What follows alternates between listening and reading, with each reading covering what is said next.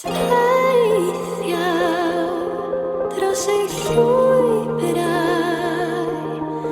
a thai meddwl hyd. Tir oedd ein dewinoedd ar gan yn un ar gwynt yr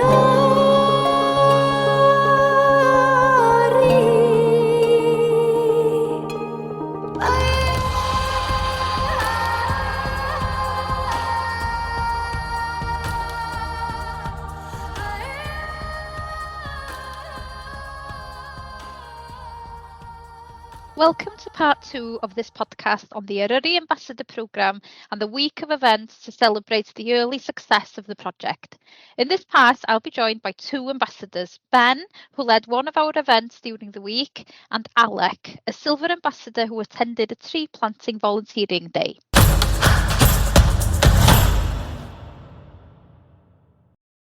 Well, hello Ben, croeso to the Eryri podcast. Can you introduce yourself? Tell the audience a bit more about yourself so they get to know you a little bit better. Sure thing. Yeah, good morning. Thanks a lot for having me. Diolch yn fawr. So my name is Ben Porter. I am, I guess, still young-ish ecologist and naturalist and wildlife photographer based in North Wales. Originally from Conway on the northern edge of the Snowdonia National Park, and then I moved to the island of unessentially Bardsey Island when I was 11 years old with my family, and we ran the farm there and were helping out with a lot of the conservation management of the island, and that's where any interest that I already had in the natural world was really fostered by our time on the island. And I just spent all of my spare time, just totally immersed in watching and taking pictures of and trying to help with monitoring work of the island's wildlife and natural history. So since then, it's just really catalyzed a real love for the outdoors and for the natural world. And since then, I've just been trying to I guess put those sort of interests to use in various different sort of jobs, varying from sort of engagement work and communication work surrounding nature and why it's important that we look at how we can best protect and restore what is quite degraded at the moment. And obviously, as a lot of people are probably aware, everything is a little bit, it's a very pressing period of time to try and address a lot of these issues that are really facing the wider environment. But yeah, currently I work as a freelance sort of ecologist doing surveys, monitoring work. I've done some pieces of work for the National Park, which has been wonderful. And whatever other elements of sort of photography and engagement I can do as well, which ties in a bit to I guess the focus of this podcast today after that event a couple of weeks ago now, wasn't it? The sort of walk through Gynllun. Yeah, so as part of celebrating, really, we had a week of events to celebrate the ambassador scheme, and we asked you to lead one of the wildlife walks, and we were really happy that you said yes. Describe the location that you picked for us, Ben. Sure, yeah. So I guess considering the time of year, so we're in December now, and the walk itself was due to take part late autumn, and so we're so lucky with such an incredible array of amazing habitats across Eryri. And in the wintertime, certainly for looking at wildlife, the woodlands and forests in the valleys are still really full of so many different things that you can see, from mosses and ferns through to bird life, mammal life, and everything in between, really. So I thought it'd be great to choose a sort of wooded habitat and area. So we decided on Gynllun, which is an amazing scrap of Celtic sort of rainforest, this sort of temperate oak, hazel and ash forest in a valley north of Dolgellau in the depths of the valleys there. And this area is one of my favourite sort of woodlands to go walking because it's very accessible. It's got lovely pathways around it, and it's being actively sort of conserved and restored using sort of cattle grazing in the forest, in the woodland, which is really cool to see. So I thought it'd be a brilliant place to choose for a walk and be able to take in a whole variety of things that are unique and really special about the Celtic rainforest environment. Yeah, it was lovely, and the weather on the day was just magnificent as well, wasn't it, Ben? And that waterfall, it was just like the wow factor. So people who hadn't been there had a lovely surprise, I think, seeing everything the forest had to offer. Can you just say a little bit about the walk itself and the day, and what did you see? What did you come across? Yeah, absolutely. So yeah, we were incredibly lucky because we had series of low pressure systems coming through the UK I mean, literally the previous day was horrendous, and there was just a brief gap in between two different storm systems, and we had this beautifully calm day, gorgeous clear skies, sunshine bathing the forest from mid-morning when we arrived there, and it lasted for the whole day. I think the storm came through that night, but we had incredible conditions. So yes, so we there's a great little parking area not far, just across the road from Gynllun, and then we had I think it was a sort of 3 or 4 hour walk where you wander up through the forest past Rhaeadr Ddur, which is incredible, that waterfall plummeting through the sort of gorge that comes through Gynllun, and then you have a whole band of the Celtic rainforest habitat that straddles the sort of main riverine area, and then above that you're then into the sort of foothill area of the Rhinogydd Mountains. So we had a really lovely variety of those habitats. So coming in through the forest, I was really keen to try looking for various different mosses, liverworts and ferns and lichens which are unique to these real temperate, essentially rainforest environments that we have out in western Britain and Ireland, really, and Wales has a real amazing number of these habitats still, and so we were looking for. There was a lovely type of fern called the filmy fern, which is a very rare species. There's two of them, the Tunbridge and the Wilson's filmy fern. And I believe it was the Tunbridge filmy fern that we saw. I need to double check that. One of them has a tiny little sort of capsule on it that has teeth, and the other is rounded, and you have to have a little micro lens to be able to see that. But we saw probably in excess of 20 or 30 species of mosses carpeting the trees and the rocks in the woodland, as well as loads of polypody ferns all along the branches. And the great thing about wintertime is actually that it's the time when mosses, lichens and ferns really come into their own, because in the spring and the summer it's so dry in a lot of these wooded environments. Everything also gets sort of shaded out and blends into the backdrop of millions of different grasses and flowers and everything that steal the show, really, whereas everything dies back in the winter and you're left with what ends up being really vivid carpets of mosses and ferns. So I love going into these forests in the winter because your eye is drawn to all of these, what usually you would overlook in the rest of the year. What we did have an incredible experience of above Rhaeadr Ddur, when we past the waterfall, we came across a little feeding flock of birds that are characteristic of foraging around wooded environments in the winter. So we had a whole flock of long-tailed tits, we had coal tits, we had nuthatches and tree creepers, we had a lovely little party of goldcrests, and one of them, a male, was displaying continuously to a few females that were nearby and really firing up its incredible gold crest, which is incredible to see. And there was great spotted woodpecker there as well. There were wrens feeding around the forest floor. And then in the backdrop there, we saw some fallow deer scarper by as well, which is really interesting because this is a species which is increasing in number and population in West Wales around these forests, the coniferous and the broadleaf forests around mid Wales and Coed y Brenin. So we saw a whole herd, I guess it would be, of fallow deer sprint past. And then above the forest, we passed into the sort of more open area. We had some missel thrushes fly over at that point. And you start to see things like meadow pipits, which are something that overwinter in the uplands in Wales. Very few other species hang around in the uplands, really. But we had just an amazing variety in that woodland. There was one particular point where there was so many things just all around us that it was hard to know where to look. It was brilliant. But that's a bit of a snapshot of some of the things we saw. Yeah, it was lovely, Ben, and we all felt really lucky to have you there. You were kind of opening our eyes to everything in the forest. It was a really an experience that I'll remember forever, definitely. And you're an ambassador as well. You've completed the Eryri Ambassador course. So how important do you think it is for the programme to share information about biodiversity to our ambassadors, especially in the module on, special species and habitats?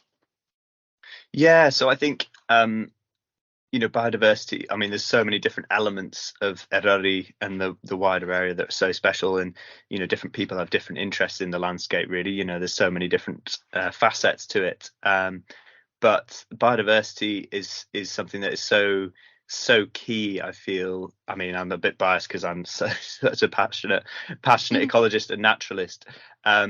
But the wildlife that we have across Eryri is incredibly special. There's a number of species that aren't found really anywhere else in the UK, especially some of the rarer plants, which are right on the edge of their range.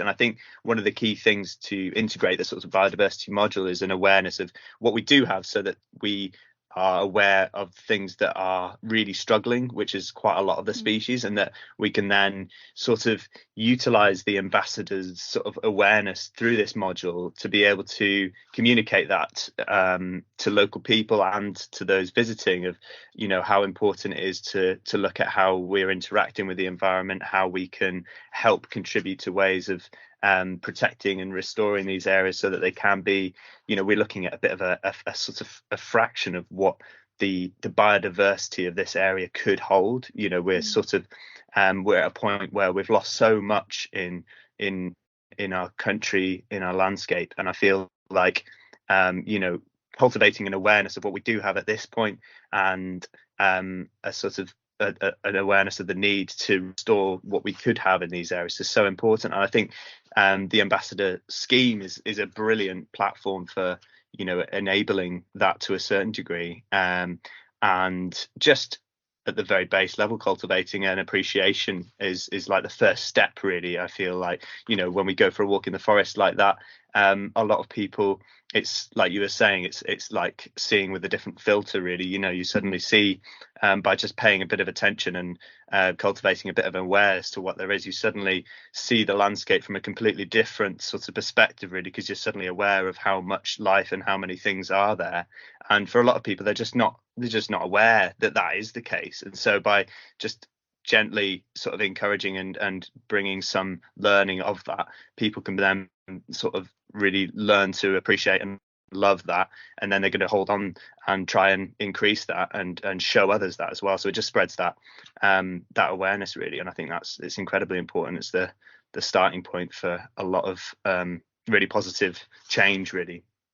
Yeah, it's tuning in, isn't it, Ben? And having you there, it really helped, but to like tune in to everything that was going on around us. So I think, yeah, they go hand in hand.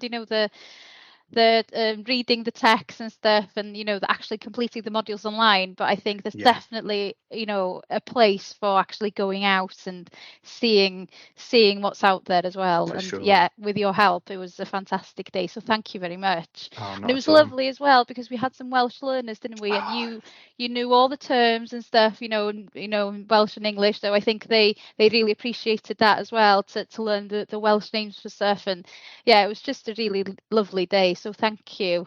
Not at all. Yeah, and thank you for your time today as well. I know you're busy, so Not at all. Yeah, thanks for having me. Yeah, lovely. Thank you, Ben. Dim problem. Diolch yn fawr. Thanks for having me.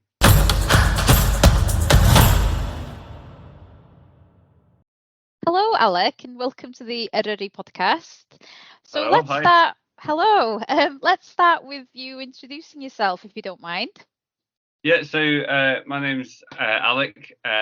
I live up in Mold in North Wales. I've been up there about 5 years, but I was originally from Sheffield. And yeah, I do a couple of different things. I work as a stage manager most of the year in the theatre industry, and through the summer I work as an ML, which is how I sort of found out about the scheme.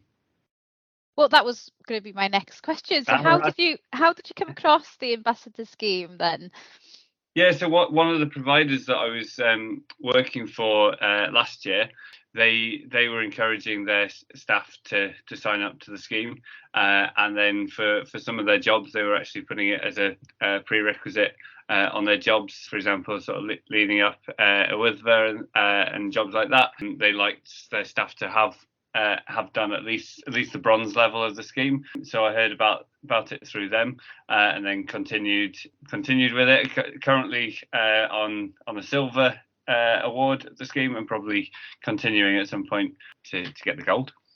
That's fantastic that companies see it as something, credible and something that, they encourage their staff to complete. So yeah, that's really good to hear. It was up there on the tick list of, are you an ML? Do you have insurance? Do you have first aid certificate? And are you on this scheme? Wow. I thought it was great. Yeah, really, really, really cool. So during the week of events, you attended the tree planting session in Llanfair, didn't you, near Padog? So how was that? Yeah, it was a really good session. It was a pretty cold day that we were out there, but we were planting native trees up on a sort of a hillside by a river. Lovely location, and yeah, it's hard work. Yeah. I'd say if you're doing that every day, I think you'd be feeling the effects of it. But it was also it's quite rewarding because throughout the day you keep looking up and seeing how much you've planted, and it's quite quick work really. You can sort of transform that hill pretty quickly from having nothing to having sort of a full hillside full of trees. Yeah, absolutely. I think we planted 260 something trees on that day. Yeah, so it's exactly. Dark. It was pretty good going. It was good going. Yes, yeah. So thank you for joining us on that day. Do you volunteer often, or was it your first time, or? Yeah, not a lot to be honest. I've done bits and bobs in the past. I did a lot of volunteering during the COVID pandemic when I wasn't able to work in my normal job. But since things have turned back to normal, I haven't had much opportunity. I had a little gap in work, and this came up, and yeah, it seemed like a good chance to give something back to the park, and yeah, it seemed like a really good idea. And would you take part in the same kind of day again? And would you encourage others to do the same? Yeah, absolutely. Obviously, like, it's increasing the biodiversity as well, isn't it, of the national park, reintroducing those native trees. So I think, and if there are people willing to volunteer to do it, and that's just going to make things, is a more effective way of doing it if you've got a whole army of people helping out. So yeah, I'd definitely do it again. Cool. And lastly, how would you, as a Silver Ambassador now, have you got any feedback for us, or how would you like the programme to develop in future? I mean, I'd say that the practical stuff that you were offering was great. So the week of activities, things like that is really good, and hopefully getting more of the is it 800 members you've got? That's right. Getting more people involved would be fantastic. I think it's a really good resource, and one thing I use it for now is having completed about six chapters of it, is I'll go back over certain ones if I'm taking a group out up a Wyddfa or something, and I know that and I haven't been up it for a while, I might just look over that page because the information is so good on there. So I just have a read through, remind myself of the history of it and the history of the different paths and things, and then I've got things to pass on to people on the day. So yeah, just making sure that stuff is up there, and there's continually things being added as well is fantastic. That's really good to know, actually, and that it's useful for people like yourselves, and in a practical way as well, not just completing the course, that you actually use the content afterwards. So yeah, just to make sure, I guess, that it's still accessible and updated, and that's something that we're keen to do as well. So and definitely we would love to host more events as well. During COVID, it was a bit more difficult meeting face to face, but we're delighted that we've been able to start that process, and to kind of meet all of you guys, and develop the relationship, I guess, between us and yourselves, and so it's going. You learn good, you learn new skills. help with your tree identification, and we were looked after on the day. We got sandwiches and stuff, so it's all good. It's all good fun. Yeah, well, that's important, isn't it? Yeah. Thank you very much, Alec, for joining me today on the podcast. And yeah, thank you for being an ambassador for the National Park. No worries, thank you.